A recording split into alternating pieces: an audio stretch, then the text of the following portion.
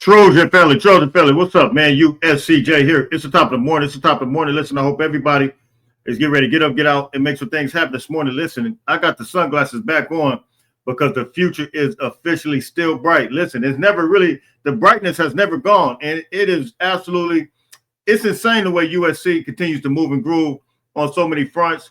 The recruiting continues to just elevate itself to another level. The players, the coaches, everything right now seems to be hitting on all cylinders right now. Everything just seems to be absolutely perfect, and it's going to continue to keep going that way.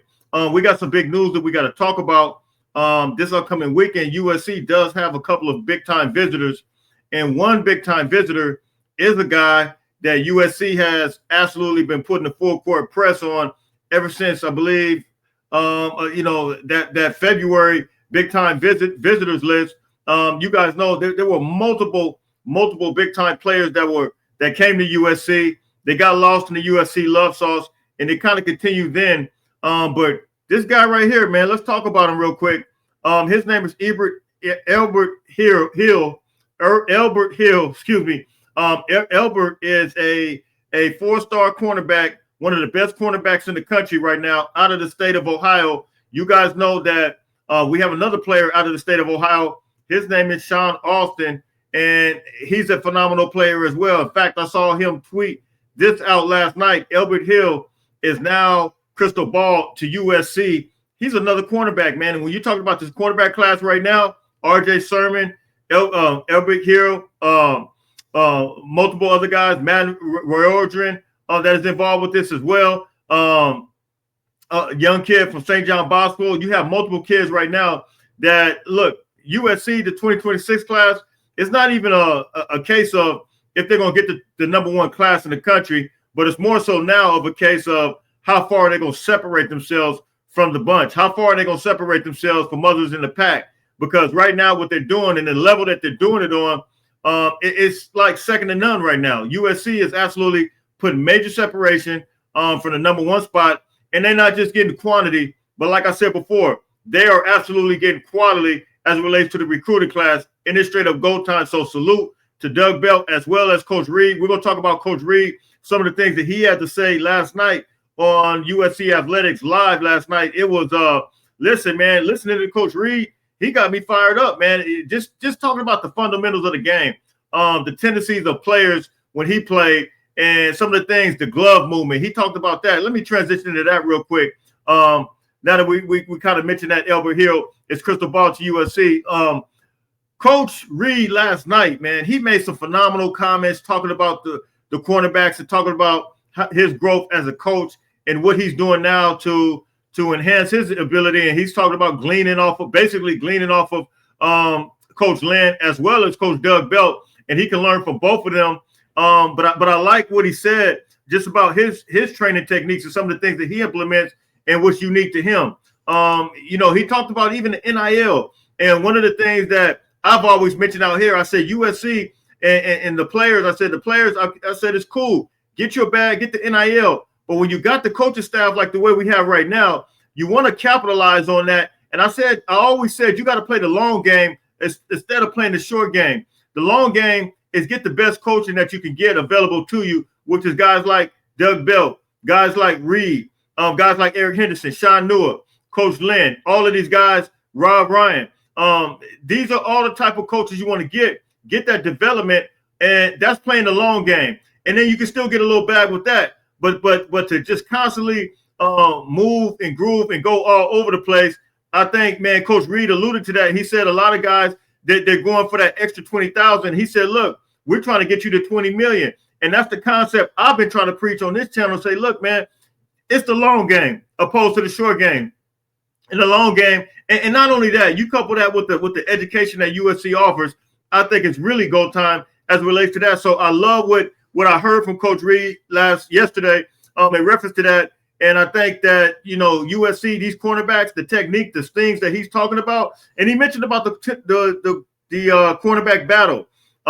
It's a fierce battle right now. He said it's an open competition between DJ Harvey, DeCarlos Nicholson, Marcellus Williams, Prophet Brown, Braylon Conley. We told you that Isaiah Rubin as well. We told you that all of these guys are involved in this. And I think that we'll see what happens. Iron sharpens iron. It's going to be straight up go time, man. So look, you guys can hit me in the comment section. Those are just some of the things that Coach Reed talked about. And now we're starting to see not only recruits flocking to him and Doug Belt, but now the players, I believe that they are capitalizing on that as well. So that's one news to know item. Now, we got to get into this real quick. This is another one, man. This is a big-time player out of the state of Louisiana. And by the way, Lamar Brown, he's friends with Jakeem Stewart, and he's a big-time offensive lineman, a massive-sized guy. He's part of the 2026 class. He's a 4-star, number 25 player overall in the country, interior player. And he knows Coach Reed. I saw something where he put up with Coach Reed. That's crazy too, because look, man, I think this thing is coming full circle. But anyway, he's coming this weekend, and I can guarantee you he's gonna get lost in the USC love sauce too. Because that's the love. You got Coach Reed, you got Jakeem Stewart, you got Coach Henderson, you got all of these guys there. And man, I think it's really speaking values to which direction we're gonna go. We're not just gonna get we're gonna get some in-state players, a lot of in-state players, but we're gonna get some guys from all over, man. So look, you guys hit me in the comments, man. You guys can tell me what you think. This is some of the news and note items that came out yesterday, man, after I did my video. And of course, those who don't know, we talked about the linebacker. I can't remember if I mentioned it or not, but the linebacker from Penn State is Crystal Ball. He is officially Crystal Ball to USC. And I did a show yesterday, and one of the things I said, if any, just for you guys to remember, let me see if I can even play this. So you guys might not be able to hear it, but well, you might not be able to hear it, but I just tell you, I said, if any linebacker comes, I feel like it'll be the Penn State linebacker because he's more of a rotational guy. I feel like, this is just my personal opinion, I feel like the expectations for each of those guys that from Boise State as well as South Dakota, I feel like those guys are going to basically, I shouldn't say it like that, but I kind of feel like they're going to expect to play. They're going to demand to play. Do we mind competition? Absolutely not. But if the coaches can't promise you that, I just wonder if guys like that caliber, because those are high caliber guys. The Penn State guy, you can kind of, he has a couple years left. I just kind of feel like he's more of a rotational player opposed to immediate start guys.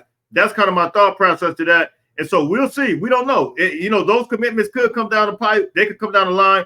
We don't know yet. We'll see what happens. But that's kind of my thought process. But he was Crystal Ball to USC. So let's see what happens with that. He's a linebacker out of Penn State. Very athletic. Played the safety position, played the edge, played the inside linebacker position. So he's one of those guys that's very versatile, that can move and groove all over the place, man. So you guys can hit me in the comment section. You guys can tell me what you think. Listen, there's a lot of things shaking and baking right now. There's a lot of things moving and grooving. And I think right now the momentum is clearly on USC side in whatever direction they choose to go, period. Like the ball is really in USC court right now.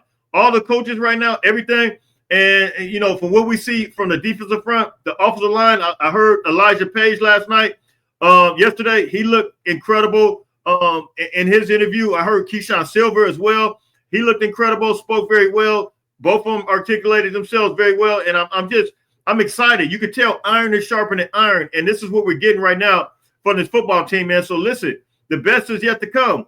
Big time game coming up this weekend. We'll see what happens with that. So look, man, I am out of here, man. Just wanted to drop the small, brief news and note items on you guys real quick.